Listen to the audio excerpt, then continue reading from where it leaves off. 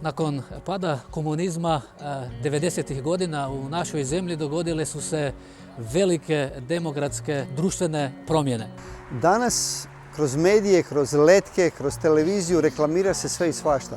U svom radu svakodnevno se susrećem sa ljudima koji traže utjehu i nadu, nažalost na krivim mjestima. Nekako se čini da cijela Hrvatska traži treći put.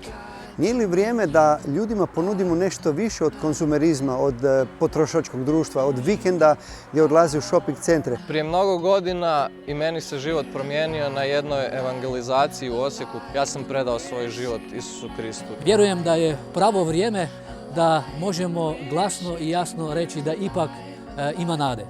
Gospod Isus jednom prilikom je rekao: kao što je mene poslao Otac, ja šaljem vas. Evo, imamo savršenu priliku uključiti se i postati Božji poslanici u njegovoj žetvi.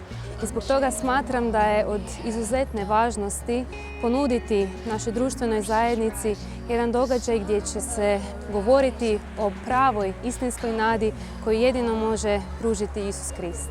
Mi se veselimo i čeznemo za tim da bismo u svom životu mogli vidjeti više ljudi obraćenih. Pred nama je savršena prilika da se možemo uključiti. Možemo biti uključeni u timove, možemo biti uključeni u grupe, pozivati ljude, moliti za njih i jednostavno zalagati se da i oni dospiju do spoznaje i da se spase. I reći im da je život mnogo više od potrošnje i da život ima svoju vječnu vrijednost i svoj vječni smisao.